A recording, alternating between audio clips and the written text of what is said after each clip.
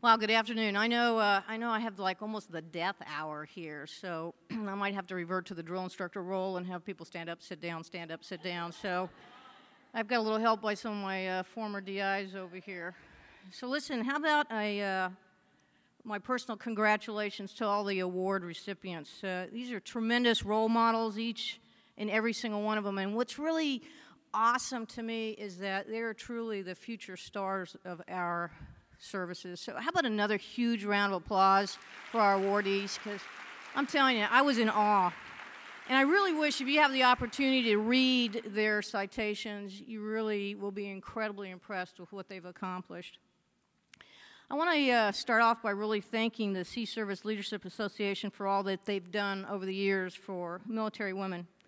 And I will tell you, I've been around for a couple days, and I remember when this was the Women's Professional Officers Association.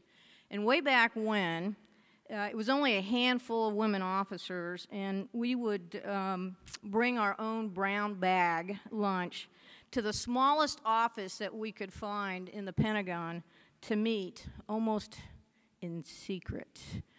Because if more than 3 of us were seen together, it made people very nervous.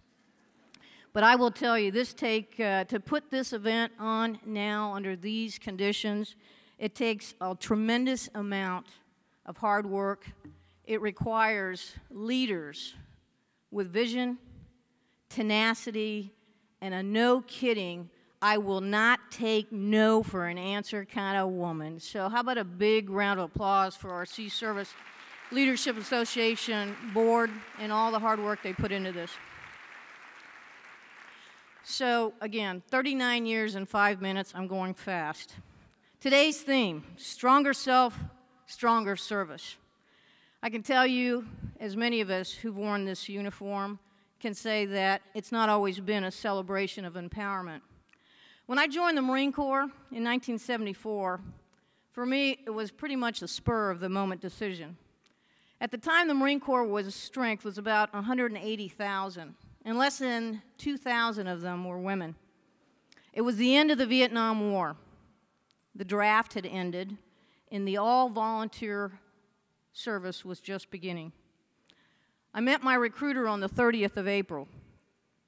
On the 4th of May, I do solemnly swear to support and defend the Constitution of the United States. And on the 7th of May, I met the drill instructors in this godforsaken place called Parris Island, South Carolina. Now, as many of you know, or if you can imagine, the first day of recruit training, it's a little bit of a blur. Little sleep, lots of hurry and wait, barking orders, shots, learning words like deck and head and ladder well, aching muscles, lots of sweat, many tears, trying to figure out what is port and what the heck is starboard, and every moment doing your absolute best that you can to avoid the wrath of the drill instructor. Now, the first name that was brought a hidden smile to my face, and I do mean hidden, was Gunnery Sergeant Gonzalez. She was the company first sergeant for L Company. All the other drill instructors said ma'am to her. She wasn't very tall, I remember, but boy, was she tough. I would try to get a quick glimpse of her when we weren't supposed to be looking around, but doing everything but looking straight ahead.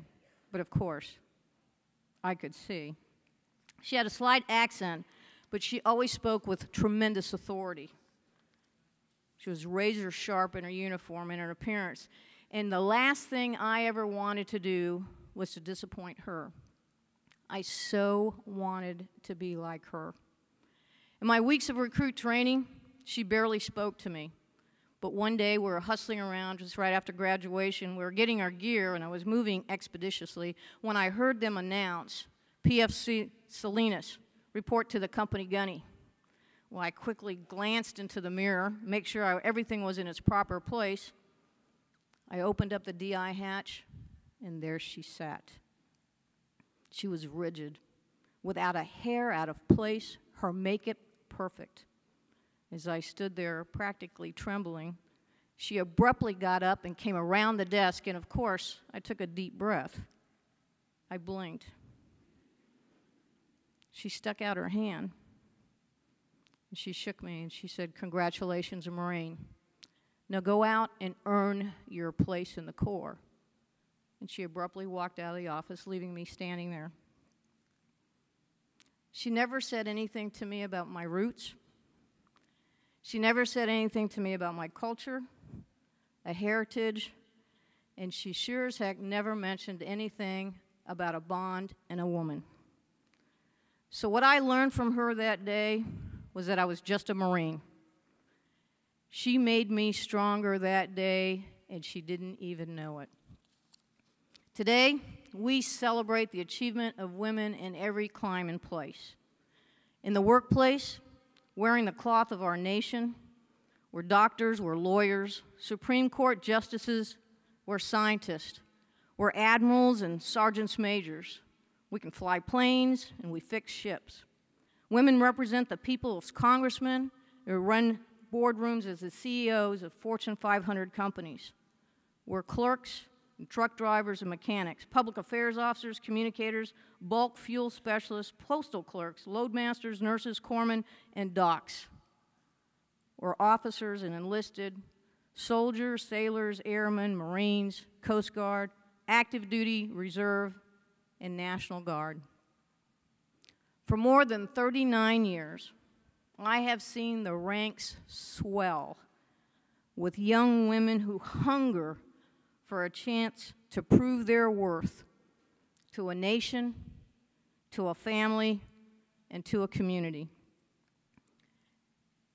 And women have made the ultimate sacrifice. We who have served as well as this nation have a duty to ensure that the memory and the sacrifices of those who've died serving the country will never diminish.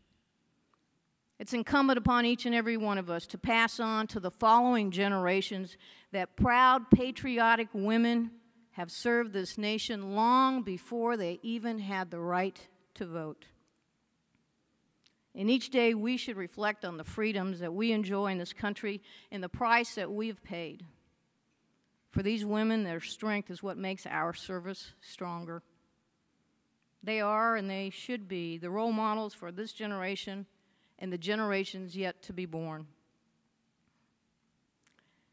On 1 September of this year, I will retire after 39 years in the Corps. Now, my proudest moment, and I've had some wonderful accolades to include today, where I am incredibly honored to have been recognized by this organization, and especially sharing that honor with Admiral Pottinger, who, ma'am, you have been my mentor for many years from a distance. Thank you. I mean, in height, too, but I mean, that's... But I'll tell you, the proudest title I enjoy is just being a United States Marine. And I will tell you, those of us who've stood here and those who've gone before wearing the cloth of this nation, we are most proud because you, each and every single one of you, are our legacy. It's incumbent upon you to carry this torch, to continue to make this path better and brighter for the next generation of women. I want to acknowledge role models because that's who you truly are. From a distance and from the person right next to you are role models. My role models are the young men and women who serve the nation in uniform. You and they are all the foundation of the American strength in our service. My role model was my mom, who came to visit me in 1980, and she never left. She's still with me today, almost 99 years old. I'm very blessed because in her, she was the one that inspired me to make it better, to do something good with something that I had that perhaps someone else did not. My role models are my brothers and my sisters who loved the American dream because our parents believed in it. To each and every one of you, thank you. I am honored, I am humbled.